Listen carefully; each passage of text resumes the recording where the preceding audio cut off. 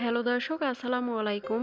আজ আমি তৈরি করে দেখাবো টমেটো দিয়ে জিভে পানি আসার মতো অসম্ভব মজার এবং টেস্টি একটা নাস্তার রেসিপি। দর্শক, রেসিপিটার জন্য এখানে আমি 4টা পাকা টমেটো নিয়ে আসি। এবার টমেটোগুলো ভালো করে ধুয়ে নেব। ধোয়ার পরে এরকমের পাতলা করে টমেটোগুলো কেটে নিতে হবে। এই যে এরকমের করে কেটে নেব। অন্যদিকে একটা বাটি নিলাম। এখন এর মধ্যে নিয়ে নিব 1 কাপ বেসন, দিয়ে দিব 1 টেবিল চামচ পরিমাণ আতপ চালের গুঁড়া আর হাফ চা চামচের মতো বেকিং পাউডার। এবার এই উপকরণগুলো ভালো করে একটু মিশিয়ে নিব।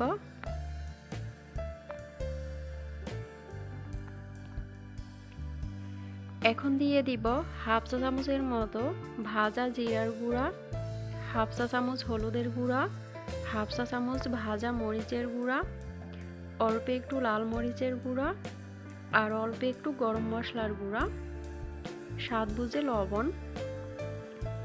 এখন এই মশলাগুলোকেও ভালো করে একটু মিশিয়ে নিতে হবে।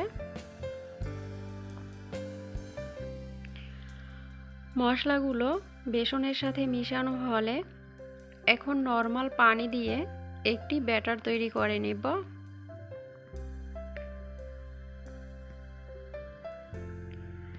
এই যে এরকমের একটি ব্যাটার হবে।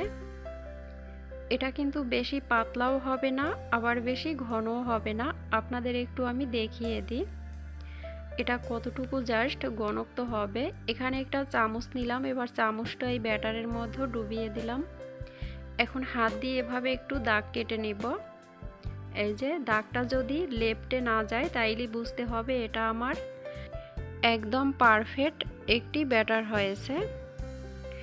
এবার এখানে আমি টমেটোর পিসগুলো নিয়ে নিলাম, দিয়ে দিলাম স্বাদ বুঝে লবণ আর দিয়ে দিব হাফ চা চামচের একটু কম সাদা গোলমরিচের গুঁড়া। এবার এই লবণ এবং গোলমরিচের গুঁড়া ভালো করে টমেটোর এই টুকরোর সাথে মিশিয়ে নেব। তবে আপনাদের হাতের কাছে যদি এই গোলমরিচের গুঁড়া না থাকে তাহলে এটা না দিলেও হবে, শুধু লবণ দিয়ে এটাকে মেখে নেবেন। তো এটা মেশানো হলে অন্যদিকে চুলায় একটা আমি ফ্রাই প্যান বসিয়ে পরিমাণ মতো তেল গরম করে নিয়ে আসি।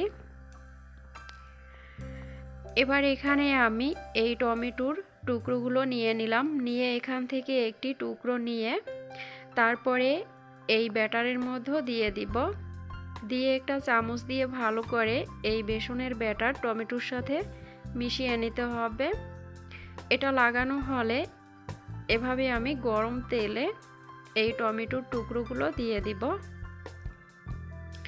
এগুলো দেয়া হলে চুলার আঁচ মিডিয়াম আঁচে রেখে প্রায় 2 মিনিটের মতো এই সাইড ভেজে নেব। তারপরে এটাকে উল্টে দিতে হবে। যখন এই সাইডে এভাবে খুব সুন্দর একটি কালার চলে আসবে,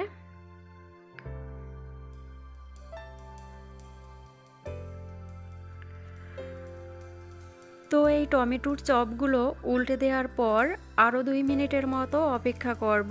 আর চুলার আঁচ অবশ্যই মিডিয়ামে রেখে এটা ভেজে নিতে হবে। 2 মিনিট পরে আবার অপর সাইড উল্টে দিব। এ পর্যায়ে কিন্তু এই চপগুলো খুবই মুসমুসে হয়েছে আর এগুলো আমার ভাজাও হয়ে গেছে। এখন আমি এগুলোকে এরকমের একটা স্টিলের ছাঁকিতে নিয়ে নেব। এতে করে এই চপের যে এক্সট্রা তেল থাকবে সেটা কিন্তু ঝরে পড়ে যাবে। তো একইভাবে আমি সবগুলো চপ ভেজে নিয়ে আসি। দর্শক, রেসিপিটা ভালো লাগলে চ্যানেলটি সাবস্ক্রাইব করার অনুরোধ রইল। আল্লাহ হাফিজ।